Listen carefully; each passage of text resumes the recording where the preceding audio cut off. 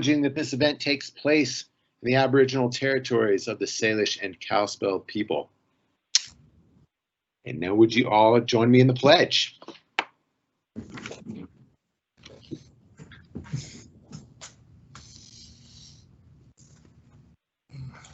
Allegiance to the flag Pledge allegiance of the United States of America and to the republic which it stands. one nation, under God, indivisible, liberty and justice for all.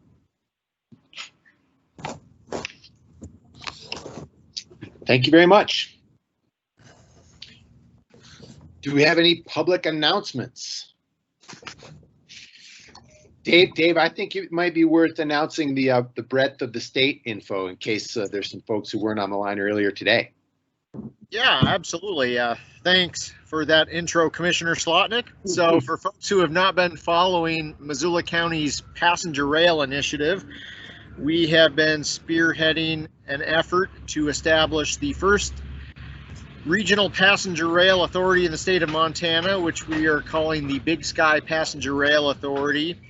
As of earlier this week, we now have 9 counties spanning the entire breadth of the state who are participants in this authority, all the way from Sanders County, 630 miles to the east, to Webo County, and counties in between. So this is going to happen probably within the next month. We're waiting for a couple additional counties to run this through their public process. Then it will be a done deal.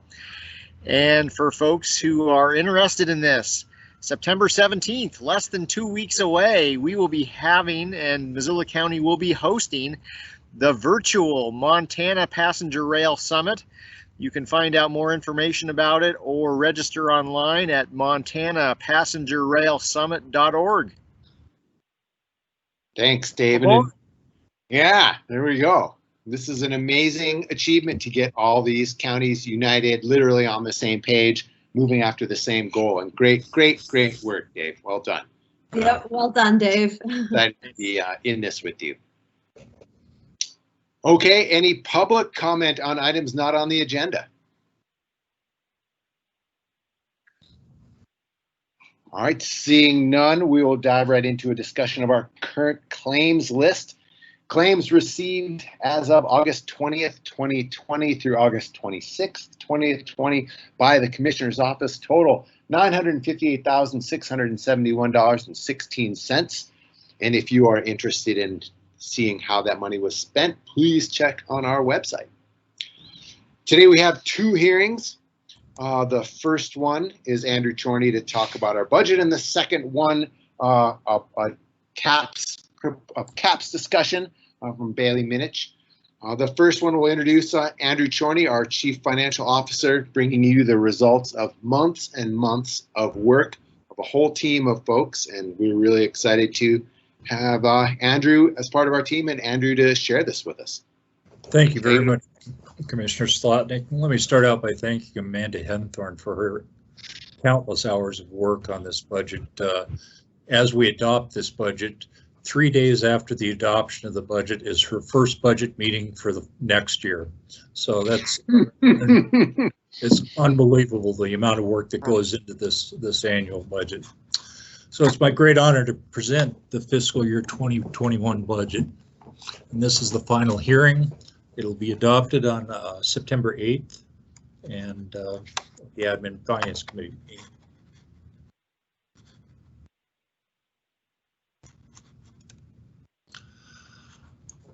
I'd like to, we're going to start by giving you kind of a hearing overview. We're going to be dividing it up into 3 broad categories: budget parameters, property values, and property taxes.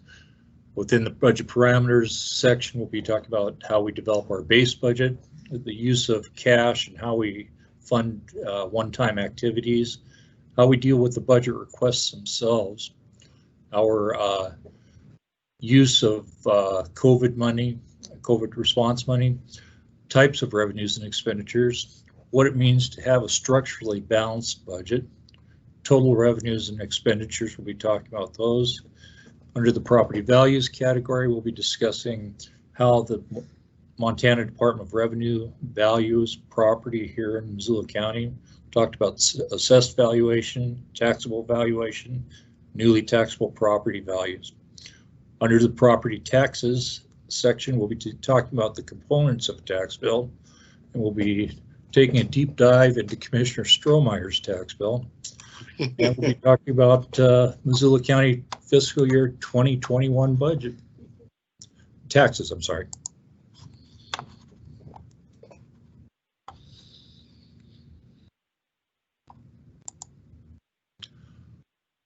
I want to start out by talking about how we develop our budget. We identify the costs to just keep operations and services the county provides at the same level with no increases or enhancements to that budget.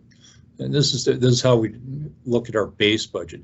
We continue to honor any union contracts, and we had staff positions this year with a small increase in salaries of 2.5%. The commissioners made the decision in this COVID-related year not to give contractual management employees receive any raises. Those are the highly compensated employees at the county. And elected officials also decided not to take a raise. They had to take a minimal 0.1 cent per hour raise because of some requirements where staff wages are tied to elected officials. Essentially, they got nothing either. So very conservative from that standpoint. Our operational increases were limited to the contractual agreements with service providers in the community. That would include like property insurance contracts, facility janitorial contracts, and we buy our bulk natural gas. We contract for bulk natural gas. We buy it and have the same amount charged year after year. Capital expenses, we limit those in our base budget to the replacement of just existing equipment at the end of its useful life that's no longer safe or functional. Examples would be included the video servers for security cameras out at the detention center, and now updating the 911 radio equipment. I want to talk a little bit about using cash to fund activities. Cash it acts as a mechanism to bridge between property tax payments. We only receive our property taxes twice a year, so we use that cash or those cash reserves to draw down those during those 2 periods of time. We set our own required cash limit reserve percentages, the general fund having the highest percentage at 12% of expenditures, and then the sheriff's department next at 10%. But those are the critical categories. Those are the biggest budgets. Those need the biggest reserves, and it helps with unexpected events such as the COVID-19 crisis in the health department. We do have unreserved cash, and that's cash that's above that reserve limit, and we use that we've accumulated for position vacancies and contractual savings and lower cost of goods and fuels, and we use them for one-time expenditures.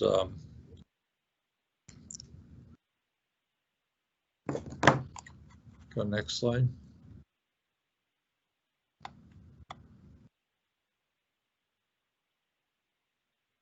And I moved ahead on my side. I'm sorry. Oh, Jesus. I'm sorry. Okay, on my side, I'm sorry. What a dummy.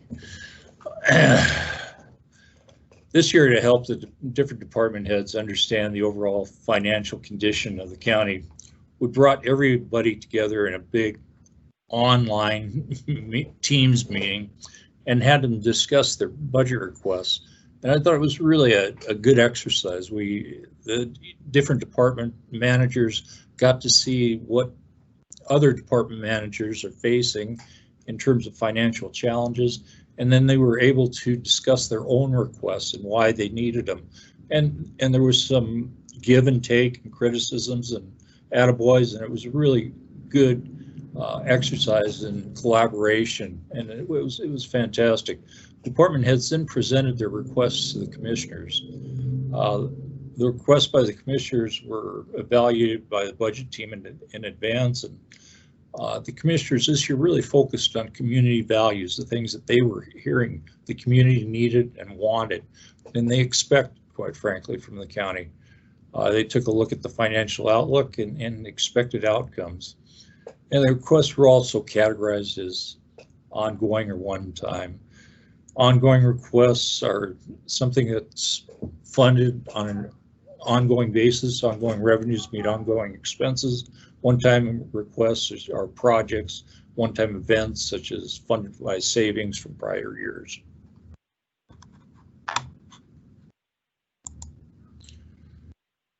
Out of all the requests we had this year, about 44% of them were ongoing, required tax increases. It's $496,212. One-time requests totaled $539,276, and the reimbursables were those were CARES Act monies, I believe, for the postage and the security for the PCs that Jason had purchased, the multi-factor authentication. Sorry, it was slipped my mind there.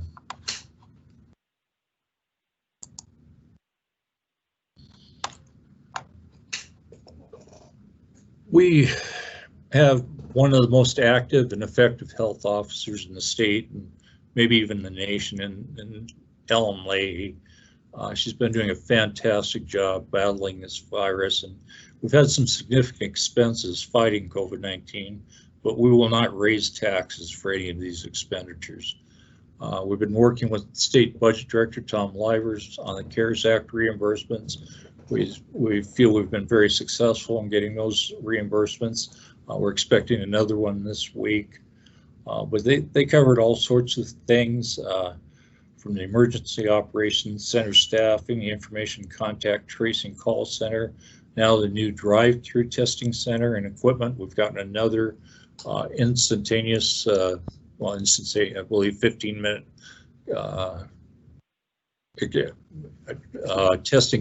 piece of testing equipment. Takes 15 minutes for a result. And then non-concrete shelter operations, social distancing accommodations for the public and for the staff.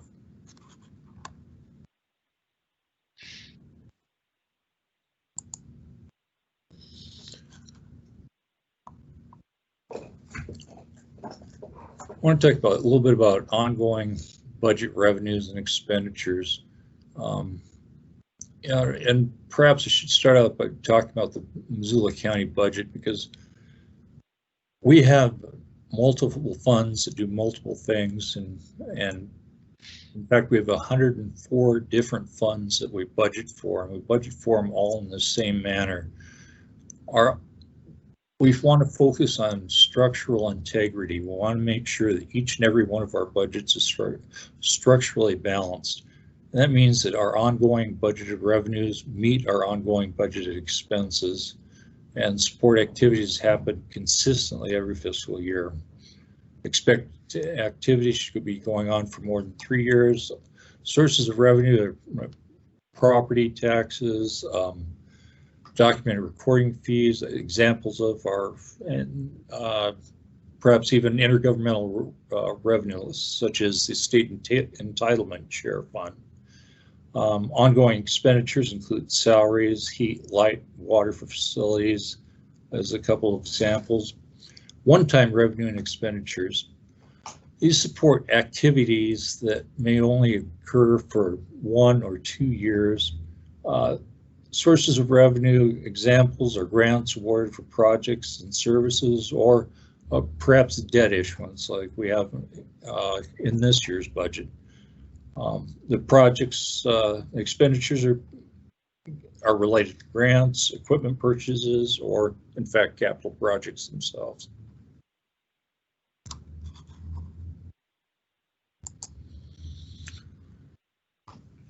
The total budget for all 104 funds is $170 million in revenue and $166.7 million in expenditures.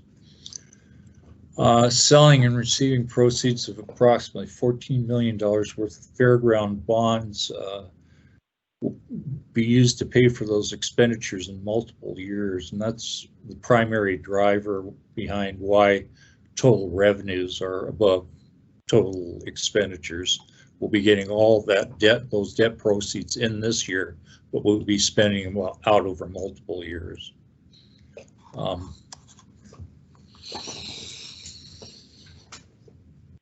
With that, yeah, the total budgets are a little bit lower than last year, and that's primarily due to the spend down of the near completed library.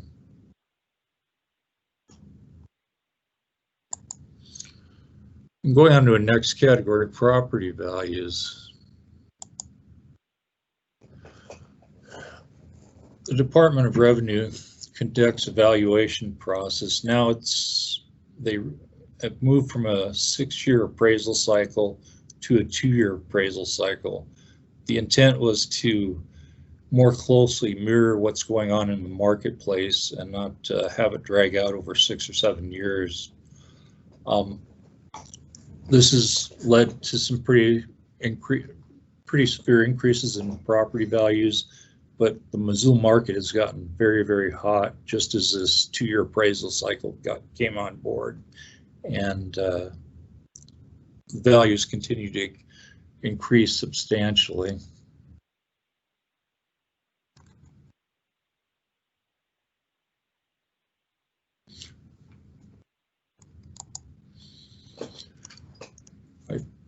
Our next reappraisal year will be next year, not this fiscal year, but next year, and people can expect to get a receipt in the mail from the DOR letting them know what the assessed valuation of their home is. They have 30 days in which to protest that assessed valuation if they think it isn't within the parameters they were anticipating. The DOR isn't able to appraise every property, so they evaluate areas and assume a similar increase in value. And that's different from what your realtor may tell you your assessed market value is. A realtor will tell you what your home is worth today and what he or she thinks you could sell it for today. Fiscal year 2017 marked the first time of the new reappraisal cycle, and they're done every 2 years now than every 6 years. And I think I mentioned that the 6-year appraisals didn't closely track market and economic conditions, and we're expecting another reappraisal in 2022. The total for all the assessed property within Missoula County, or the market value, according to the Department of Revenue, is $16.25 billion.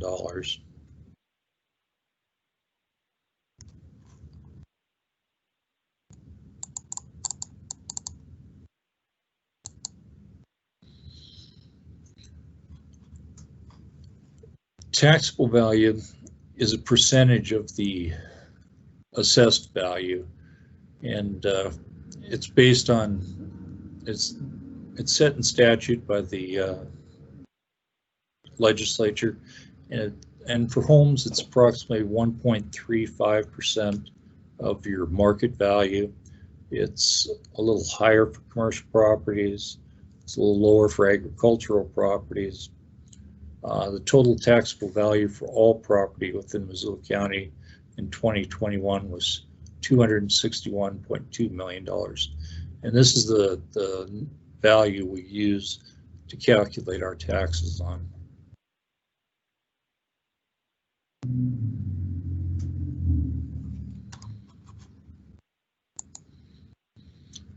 Newly taxable properties, since the real estate market has come back, we've seen the newly taxable properties come onto the tax rolls rather quickly and in larger amounts than we had previously. The newly taxable represent new construction or a change in the, or an enhancement to the property or change in the property type. It adds to the base and distributes that tax burden to new taxpayers. And that's really the most important number we get each year from the Department of Revenue. It's the newly taxable properties.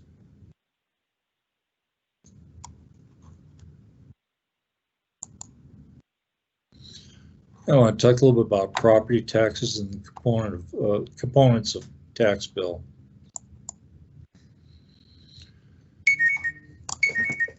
Sorry. Tax bills are mailed by Missoula County, but we act as a centralized collection point on the payment and distribution for the various taxing agencies or taxing jurisdictions. Only some of the charges fund Missoula County services. Listed on the tax bill are all the taxing jurisdictions, along with descriptions of who they are. Several jurisdictions also levy taxes, some assess properties, but if they appear on your tax bill, they're receiving money. Hey, Andrew, this is Dave. I don't know if others are having this trouble. I can't, you're breaking it up pretty badly. I am? Huh. Dave, it's coming in fine for me. I'm over on 199 West Pine, but I'm up in Greeno. It's good up here. Okay, must be the city Missoula water crew that's digging up the street interfering with my transmission. Sorry. I'm sorry, Dave. I'll try to speak a little clearer. Maybe that'll help. Yeah, where was I? Other number of taxing jurisdictions other than just Missoula County on your tax bill, but what I'm going to try and focus on today is just the Missoula County portion of the tax bill.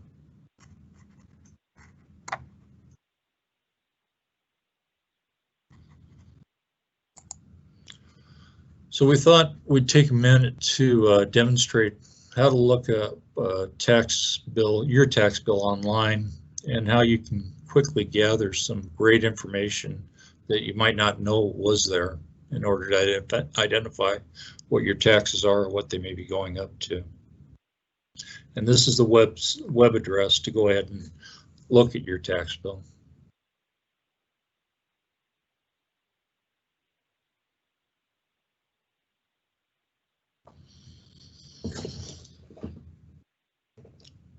And we'll be using Commissioner Strohmeyer's house. All right, stick it to me. On the first sheet, you'll see just a kind of a summary of what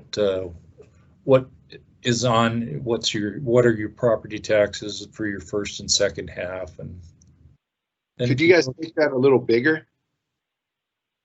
There we go. Thank you. There we go. Fantastic. Yeah, I'm assuming, Josh, you meant make the image bigger, not make my tax bill bigger. The image, no, only the image.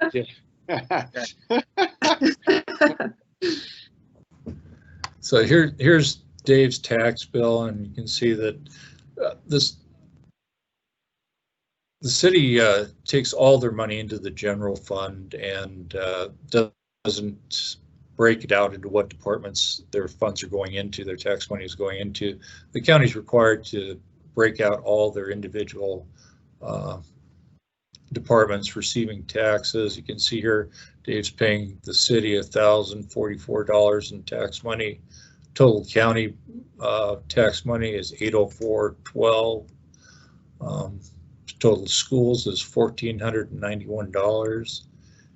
And then the state schools, or this was local schools, state schools, and the equalization for on a statewide basis for elementary and high school is $481. 451?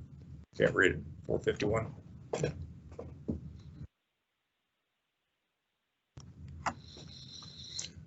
If you go back, you can look at the detail, and this will give you a line by line explanation of the detail, where it's going, how much it is for the first and second half, and the dollars associated with it.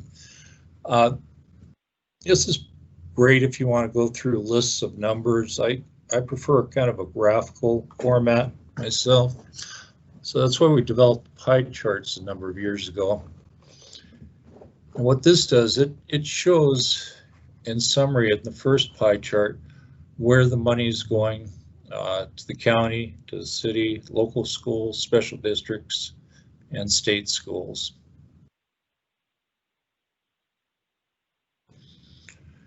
And then it shows the city taxes and where they're going. And well, they do break out a couple, the road district and their park district, but everything else is going to their general fund. And then we have the county taxes, which are broken down into pretty specific detail. And then we've got the, is that this? No, that's the, well, local schools, I'm sorry. Yeah, thank you. And here's the special districts. And the state schools. And then this is the distribution for every penny of Dave's tax bill. So it's kind of nice. You can see exactly where every dollar of your tax money is going to and what agency or taxing jurisdiction you're supporting.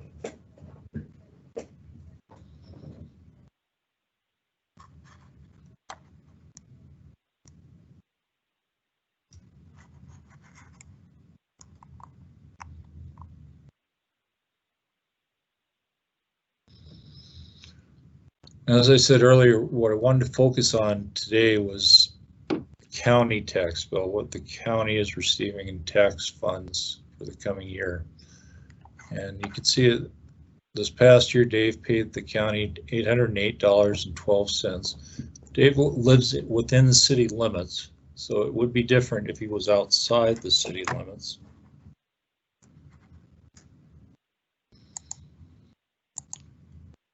And here you can see the major sections of the bill that you would want to look at. You want to like county only and take that number, that 864 number.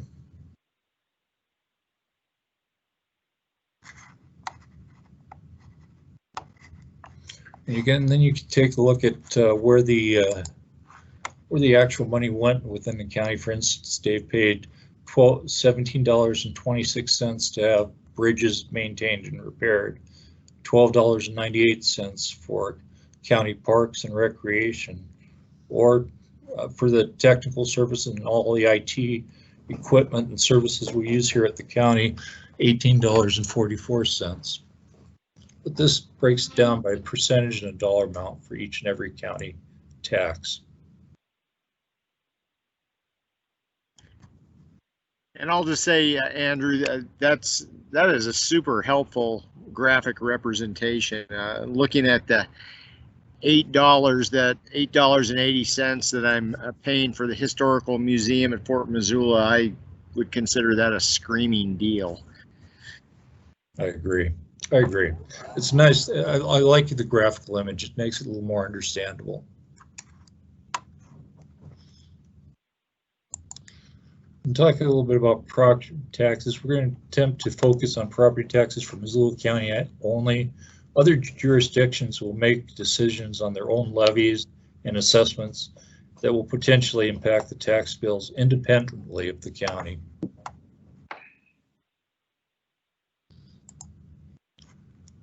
All property tax owners, or all property owners, will have different total tax bill impacts due to their geographical location. Taxing jurisdictions change depending on where you're located within the county. Each taxing jurisdiction sets their own tax levels or assessment levels. We have estimated the dollar increases on Missoula County taxes on a $350,000 home inside the city limits and outside the city limits. And in the preliminary presentation, I believe I created some confusion when I referred to a 2% increase in county taxes. What this 2% increase referred to was simply the difference between last year's budgeted county tax collections and this year's proposed budgeted county tax collections. The 2% does not equal a 2% increase on an individual tax bill.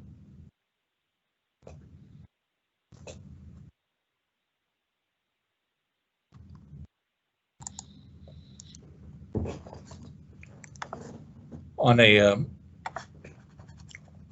this is a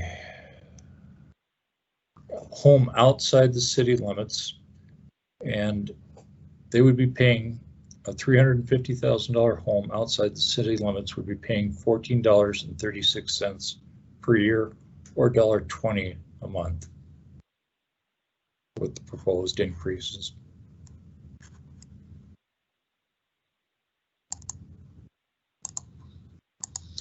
A house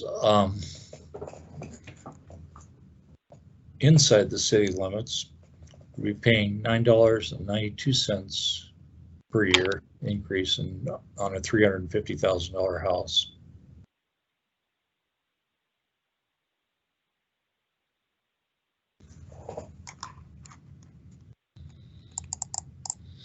Now, if you wanted to see exactly what your increase in your county tax bill would be, the best way to do that this year was go to the pie charts, locate where your county taxes are, then write down that number.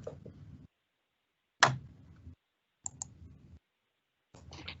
take that number and multiply it by 1.04% for anybody living within the city. That will give you your new county tax for the coming year. So I believe we're still using Dave's here.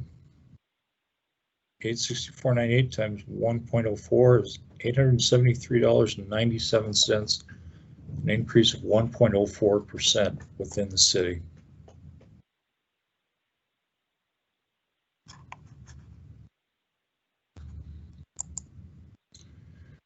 And then, not to be left out of the party, Commissioner Slotnick lives outside the city. He lives in the county, and what we want to do again is use the county, locate your county taxes.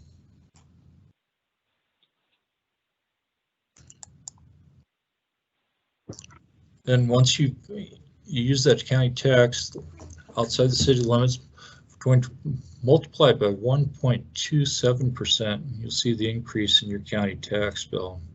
Here we're using Commissioner Slotnick's home. The reason for the higher percentage outside the city limits is that you're paying for county roads that are included, as well as the remaining portion of the health department budget that city residents haven't paid for. So this is the county only portion of the health department budget.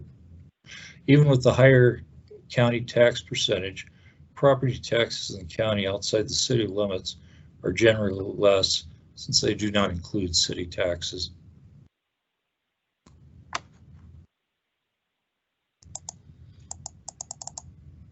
And that is the conclusion of my presentation. I'd be happy to take any questions or comments. Do we have, this would be a great time for any questions from any of our guests.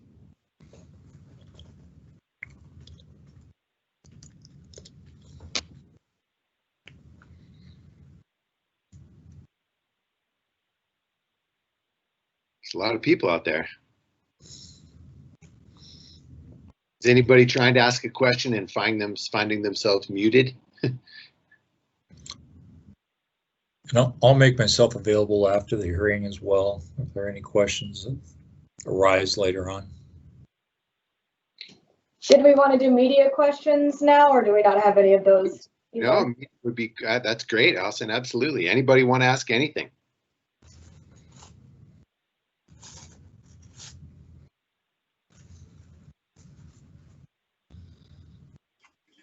Hey, Andrew, this is Martin Kidston. How you doing? Great, Martin. How are you? Hey, good. Just wondering how this year's taxable values played into some of the decisions that the county had to make towards the end of this budgeting process leading up to today. Did taxable values come in higher or lower, and did that alter the budget towards the end of this process? The taxable values, the newly taxable properties, we're anticipating $4.7 million in newly taxable money, and that's the number we really like to focus in on.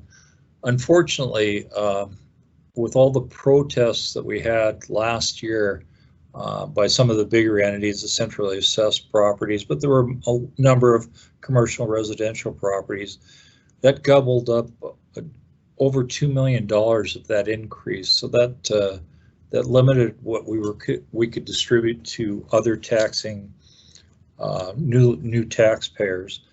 So yeah, the commission was very aware of that, and they made every reduction possible by still providing the absolute services that they were asked to provide by the community. As a follow-up on that, is there any concern as we head into the next collection period that the pandemic could impact tax collections and perhaps leave the county in a tough spot? Well, it is potentially a concern. Unfortunately, and fortunately and unfortunately, fortunately for the county, tax deeds are snapped up very quickly because of the state statute that provides that for unpaid taxes, if somebody else pays them, the owner of the home has to pay the taxes back, or pay a 10% annual fee for those taxes being paid by him. So we probably won't see any damage to the county. My concern is for the taxpayers that are unable to pay their taxes and what kind of difficulties they may be going through. And we've had these discussions with the congressional delegation as well as the state, and Tom Livers, state budget director, and we're trying to work through some of those potential solutions. Thank you. Yeah, Martin, you're hitting on something that's a very acute issue for sure. This is a very economically tough time for a lot of people, and it was really important to us not just to make sure that our values were exercised and reflected in this budget, and to make sure that we continue delivering a high level of services and move ourselves forward, but that we also don't put an undue burden on people who are having a tough time right now. So tax increases of $1.20 a month or under $10 a month if you live in the city, we feel like are really doable, can reflect the increase in costs of all things in terms of time and materials, delivering things like keeping our roads well maintained or our elections free and fair and running smoothly. So we're really proud that we've been able to keep these costs as low as we have. Thanks, Josh.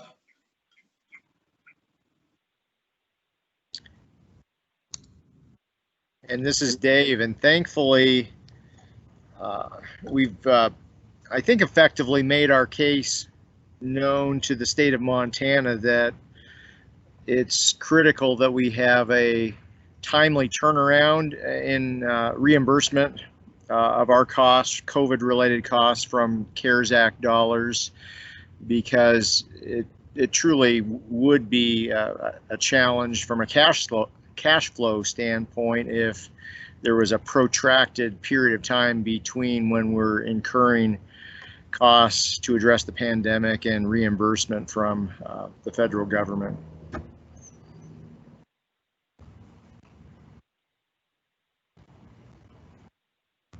And Andrew, are you feeling confident? How's this making you feel talking to Livers?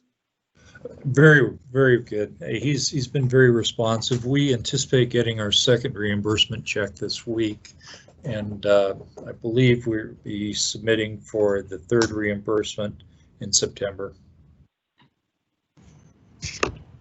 Good news. Yeah, it really is good news. And do we take final action on, I'm sorry.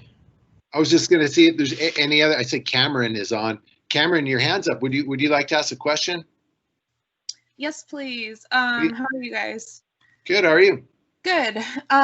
Yeah, so I was just wondering, this might be something obvious, but I was curious if there were any new requests that had been turned down this year, if there was somewhere that I'd be able to find those. And if not, if you want to just say that right now. But yeah, just wondering about that.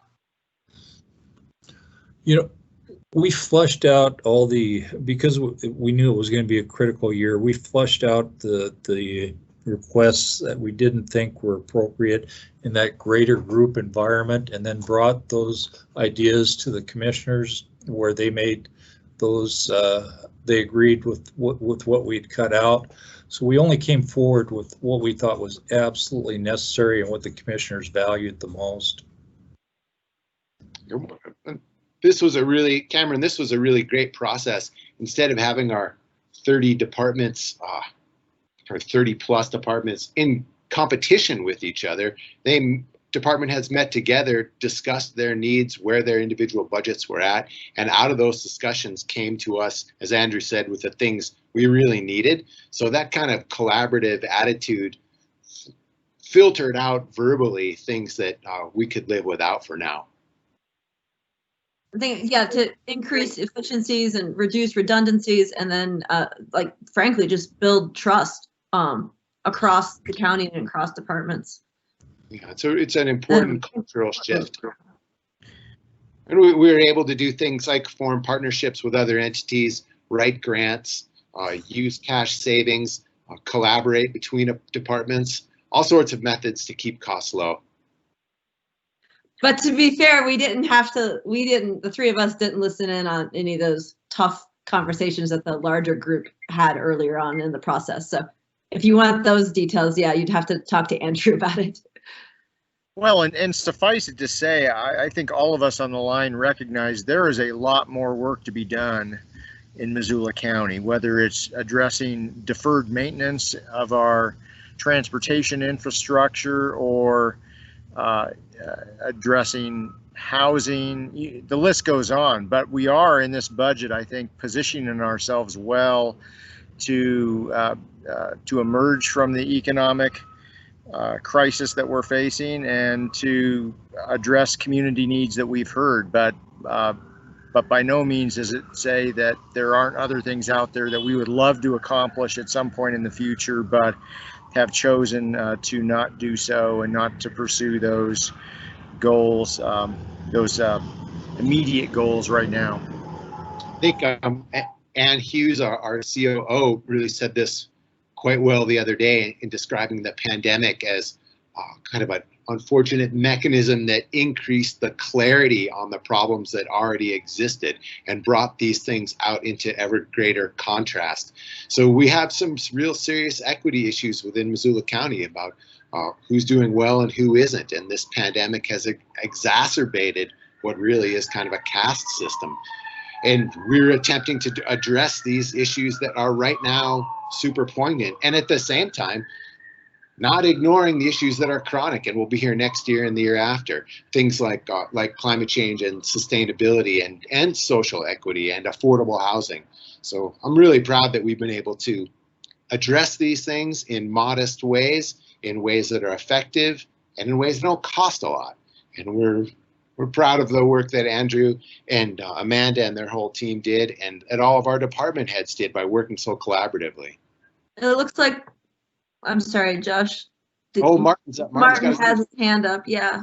Yeah, I'm sorry, I had just one more question. Don't need to be a nuisance. I know that one community group approached you this fiscal year, or the last fiscal year, I guess now, regarding requests for a general obligation bond. Since you guys had your thumb on the pulse of the future, are you aware of any potential obligation bonds that you may have to look at this time next year? I mean, I know that the one community group, the folks out at the fairgrounds, livestock and ice, are really excited about improvements, and we're excited about those improvements. It'll be great community benefits, but I don't think anybody's going to come forward in the near term until we kind of return to prosperity. And in terms of a geo bond. Sure, thank you. Looks Cameron. like Cameron. Okay, sorry. I also don't mean to ask a bunch of questions, but No, it's your job, Cameron. Go for it. so other question was that obviously, the city received so many comments this year about reallocating funding from law enforcement, and I was just wondering if the county dealt with that at all, in terms of just public feedback. Yeah. So I'll just toss something out, but then Dave and Juan, please, I can't just help myself from talking so much. We haven't heard, I haven't heard any comments saying, please defund the sheriff's department, and the sheriff is part of the county and the MPD is part of the city. We have heard lots of talk out there around criminal justice reform, and arm in arm with the sheriff, we're taking some steps there. We were able to partner in the mobile crisis unit. We're also doing some work within our CJCC, Criminal Justice Coordinating Council, looking at the pretrial space and how is justice well served there. And we're putting money towards an equity coordinator who's going to look at how all services are received within Missoula County. So, and justice overlaps that. So we're taking a look at justice reform for sure, and we're doing this arm in arm with the sheriff. And then to your point, Cameron, yes, we did receive, I don't know actually the correct number of statistic, but more comments on this budget process than apparently previous budget processes. And so we welcome that, and that was great. And also, yeah, absolutely recognizing that people are in a hard spot, and the last 6 months have been, yeah, really difficult. But like Josh was saying, it with Ann Hughes's contrast dye metaphor, it's the pandemic has definitely exposed all our shortcomings and how fragile things really are. But with this, to make a noxious weed metaphor, early detection and rapid response, and I feel like what this budget aims to do. And I would just say that we've taken steps over the past number of budget cycles to address what has collectively been felt as staffing deficiencies or lack of resources in the sheriff's office. And I would say that from that standpoint, we're not dealing with a department that is excessively bloated, but rather needing to look at this from an additive standpoint, that many of the problems that ultimately end up in a 911 call are not going to be solved by a 911 call in any permanent sense. We need to work back upstream, and maybe this is a metaphor that Josh, you've used, but go to the headwaters of some of these problems, and those might entail putting more resources towards mental health, housing, employment, any number of areas of our community that we're all acutely aware of that need to be addressed. And if we can allocate resources, additional resources in those ways, ultimately it's going to see a benefit and a return on investment in less crime in our community. I think some of the comments that we received also asked the question of like, why now? And this is like a unique opportunity for us to affect change and build this foundation that we're striving for. That if we back to again to that healthcare or the dye metaphor, if we let these ills continue, they're going to get worse and just be more expensive. And so now is kind of a unique time to be able to address them when we can actually see them so clearly and and address them for a minimal amount. Whereas next year or 2 years from now, the tax call could be larger than $1.22 a month or $1.20 a month. Juan, that's what's well said. I feel like these are really tough times, and we have an obligation to address these issues, and that's what we're endeavoring to do with this budget. It is not a zero-sum game where there has to, by default, be winners and losers in the budget process.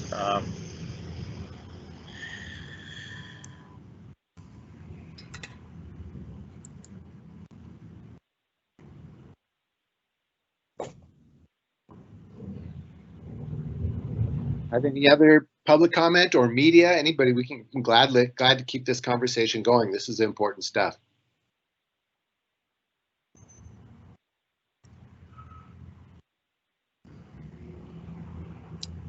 Oh, I see Cameron. I see your hand up, and I thought I saw Laurel as well.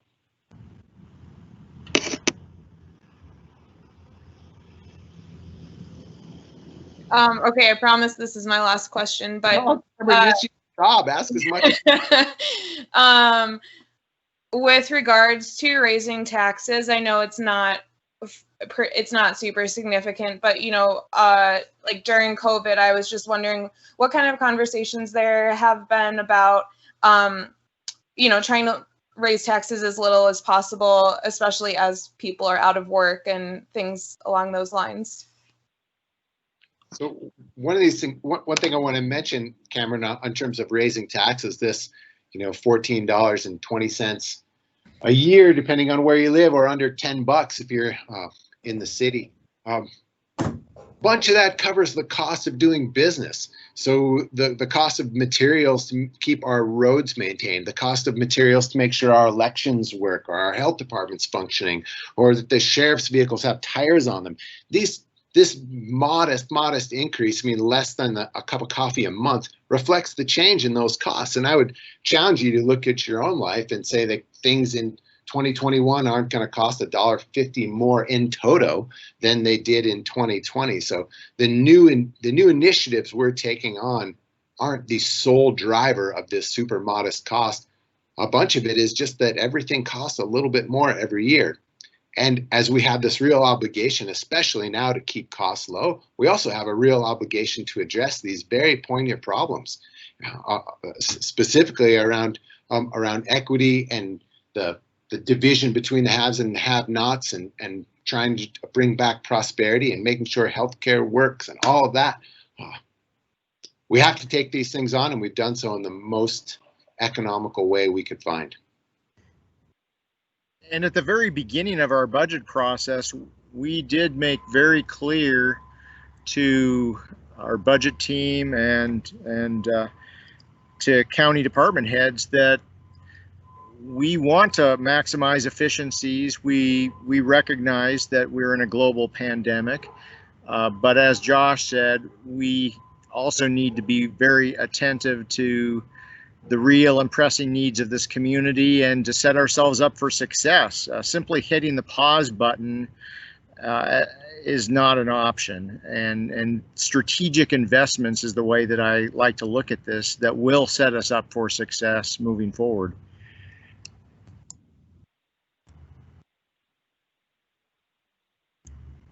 Does Wes Henthorne want to say something? No, thanks. Okay.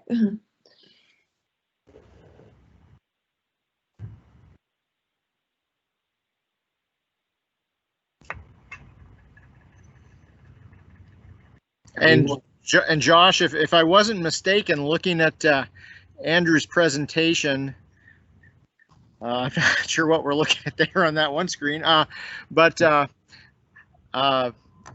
I think myself within the city would be looking at an $8, not a $14. So I got a $14 outside of the city and $8 in the city. Thank you, Dave. At least for my place here. So yes, thank you. Yeah, there you go.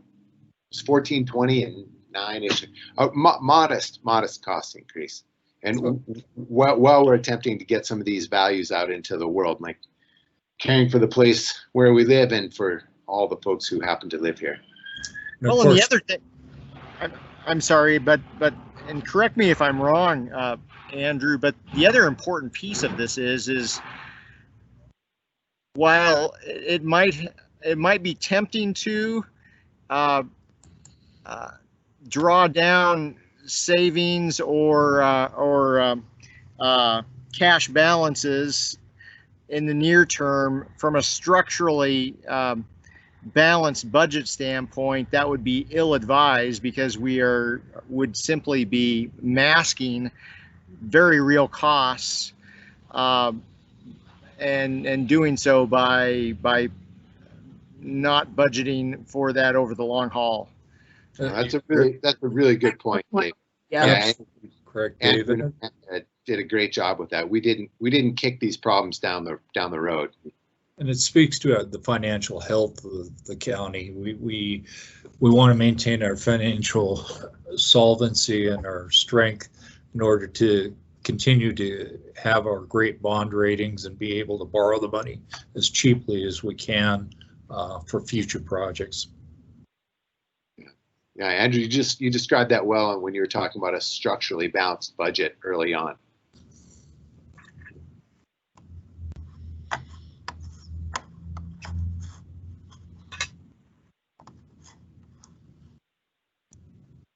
Anybody have anything else? Any of our staff members, please, did we forget something that you're thinking we should say? Please say it out. Oh, yeah. You guys know pieces of this way better than we do. So this is scheduled for adoption next Tuesday, is that correct, in admin? Yes, it is. And that does mean there's still time for comment.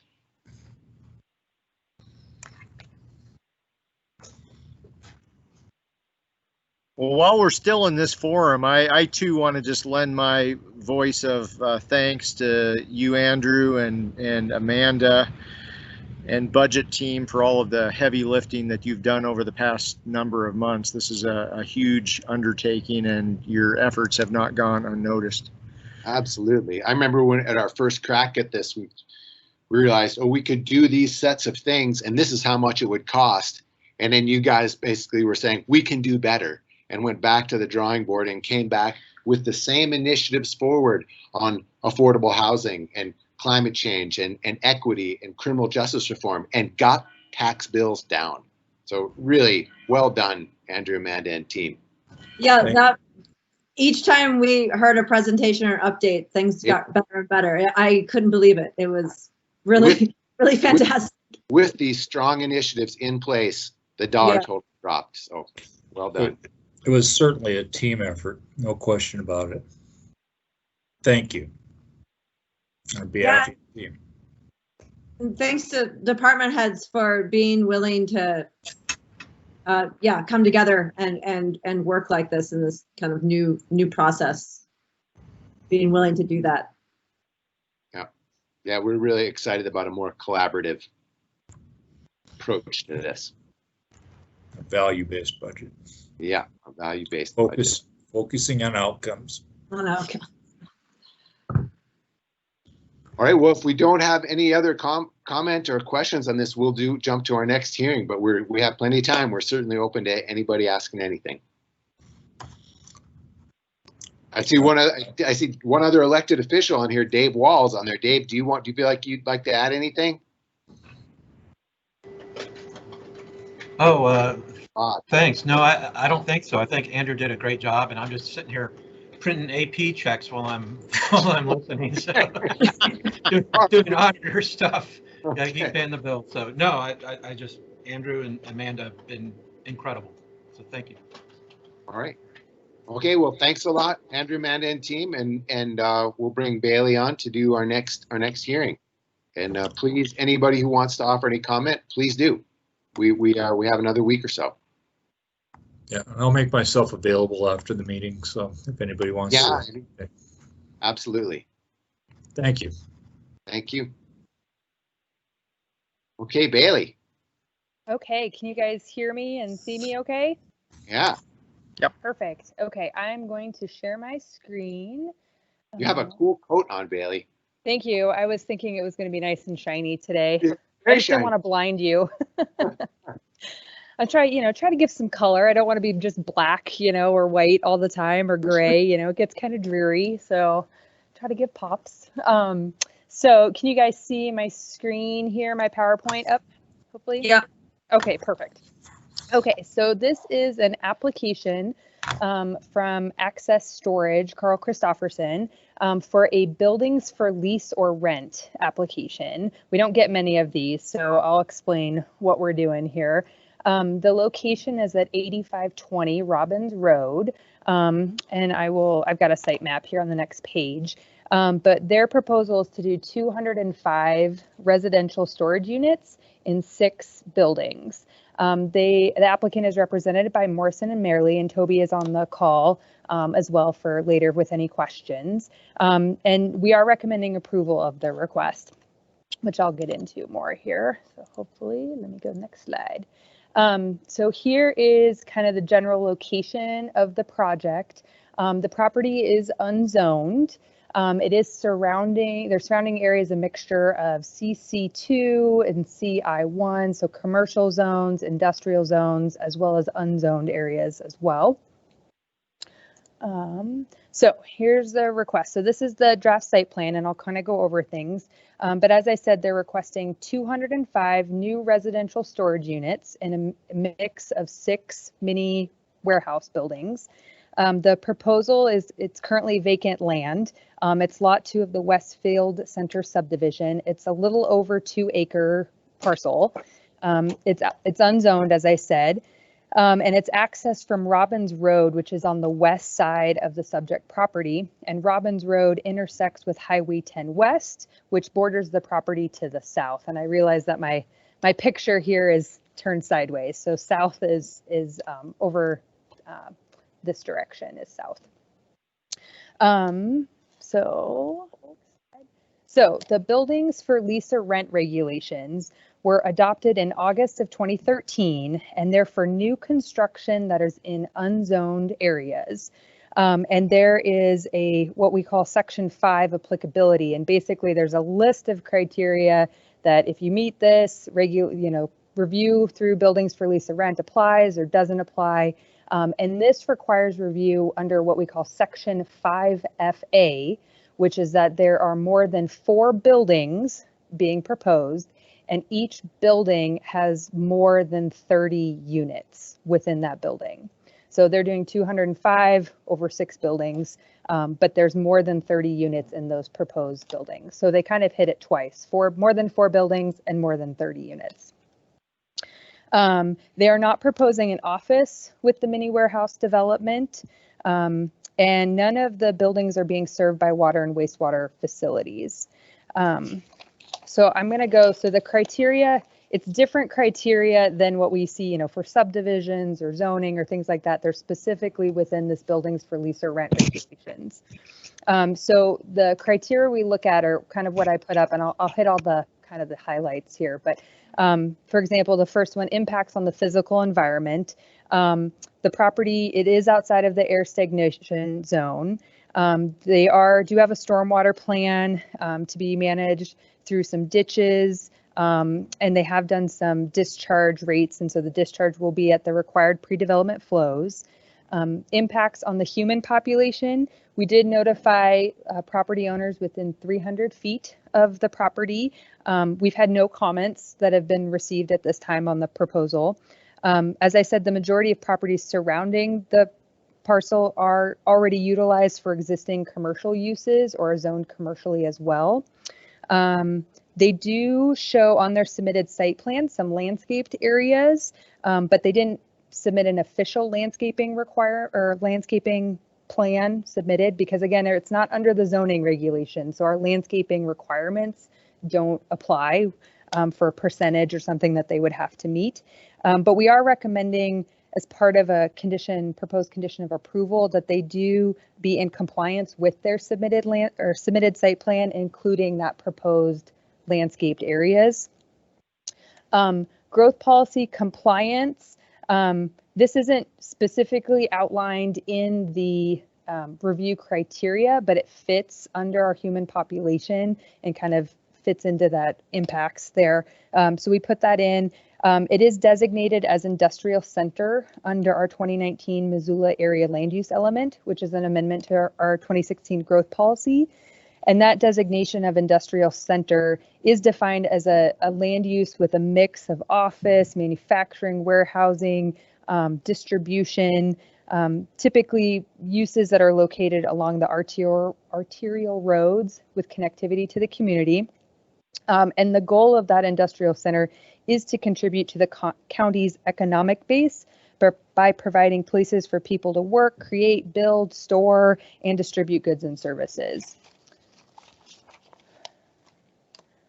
So the physical environment would not be adversely impacted by the use, and the proposal is in substantial compliance with our 2019 Missoula area land use element, and it doesn't appear the human population would be adversely affected. As I said, that they're not proposing any of the 6 buildings to have water and wastewater facilities. They're not proposing an office for the development, so there's no additional sewer connections. We did receive a comment from the Missoula City County Environmental Health Department that their existing sanitation approval for this lot does allow this type of use. Robbins Road for access to the site. Robbins Road is a private access road that connects to Highway 10 West. Lot 2, which is this parcel, it does have a 1-foot wide no access strip along the southern property abutting Highway 10. So they do have to access off of Robbins Road. They can't directly access onto Highway 10 West. And MDT commented that right now they have no initial comments at the time, but that if any access or proposed amenities within the Highway 10 right-of-way would be subject to MDT's review and approval process. Availability of emergency services. The property is roughly 2 miles from the nearest fire station, which is the Frenchtown Rural Fire District.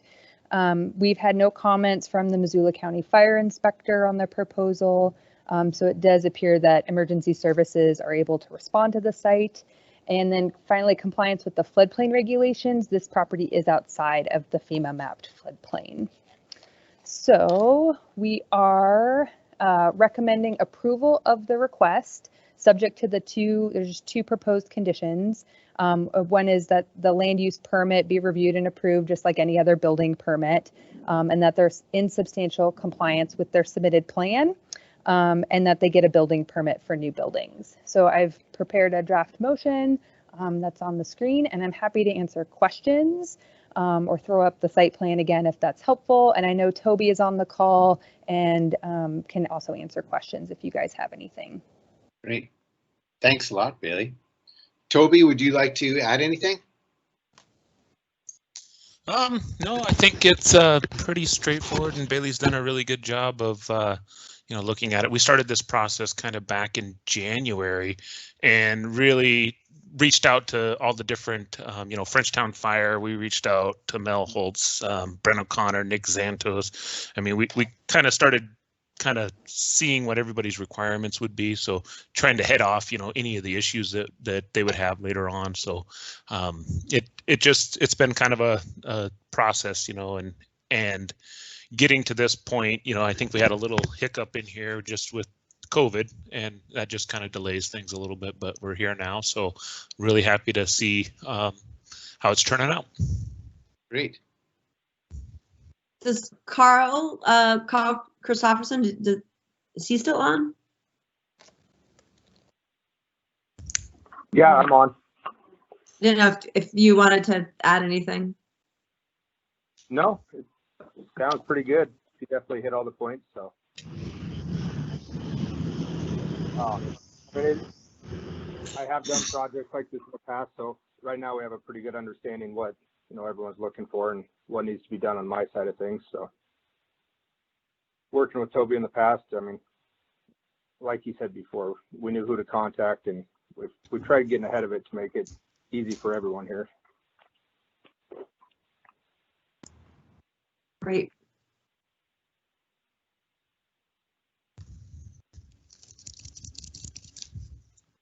Juan or Dave, do you guys have any questions?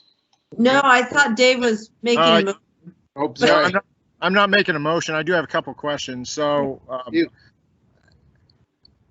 I take it this is outside the Missoula Rural Fire District, because there is a Missoula Rural Station on Highway 10 just to the east of here a little ways. Is that correct? That is correct. It's just outside. So Missoula Rural, here, let me go back a couple slides here. Just in terms of response time, it seems like, I don't know if they have a mutual aid agreement or such. They could get there probably a lot quicker than Frenchtown, but. Yeah, I don't know if they do. I know, so Missoula Rural is actually kind of on this side. And I want to say, I think a little bit on this side. And I actually did send Missoula Rural an agency comment, or the request for agency comment, just because they were right next to it. And so I was wondering if they were ever going to, expand or pull this into their jurisdiction. Would they have comments? And they didn't. Basically, their comment was, it's outside of our area, so we don't have anything. But I did think it was interesting too that they were, right next door, but not in their district. Interesting. Okay. But in the event of a fire, I mean, they would respond, whoever, right? I mean, am I understanding that correctly? Yeah. Whoever can respond the quickest will respond. Not always. I think they're better about that. They're better about that in the year 2020 than at one point in time. But I think there have been places and times where jurisdictional turf got in the way of the closest force, so to speak, to the incident. And I can only speculate that there is a good working relationship between Frenchtown and Missoula Rural. So I would. Oh, there's Chris. I bet he has some insight. Yeah, he would have something to say. Sorry, so commissioners, actually, Frenchtown has a fire station located on Highway 93 North, just down the street. So it's actually closer than the Missoula Rural Fire Station, which is actually back closer to the airport. But this is in the automatic aid area agreement between Frenchtown and Missoula Rural, so they would get a response if the fire were large enough. So, for example, a structure fire from both agencies. Oh, thank you, Chris. There we have it. There and you go. Deb Bell comment the same thing. So, yes, thank you all. Hey, so a second question. So did I understand correctly, there will be no water at this site?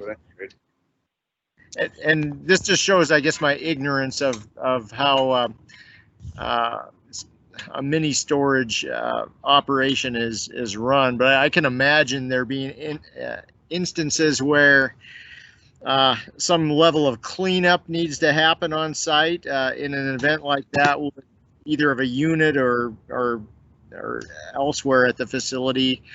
In an event like that, would water have to be hauled in to take care of that? Hey, David, this is Toby, and most of those spills are usually taken care of with an absorbent first, just to get it into a solid state, swept up, and then there's a minimal amount of residual that's there. And what happens, they come in and clean. You can't put a lot of water into one unit because they're not designed watertight between the two units, so you'll end up ruining somebody else's materials, adjacent. So it's usually held with an absorbent first, and then kind of hand scrubbed out of there, real small amounts of water. And if they do have to haul water in, he has a water truck, sweepers, and all that stuff, maintenance equipment that he uses on his other properties as well. Okay, thanks. You bet. I knew there must be an answer for that. Yeah, absorbent. The answer. Thanks, Toby. Thank you. All right, there's the language. And I don't know if there are any other public on the call. It's kind of interesting because it's not really a public hearing per se, but I don't know if there was anybody else from the public that were wanting to talk. We always take public comment. Yeah, so. This is a public meeting, so anybody who wants to say anything about this is absolutely welcome to.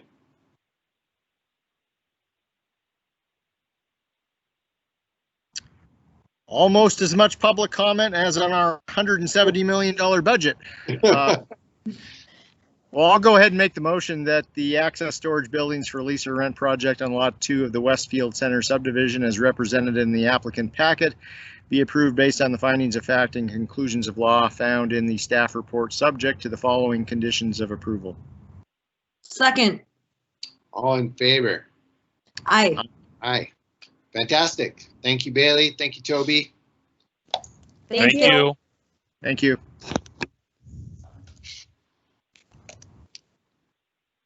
All right. Do we have any other business that we have not yet attended to?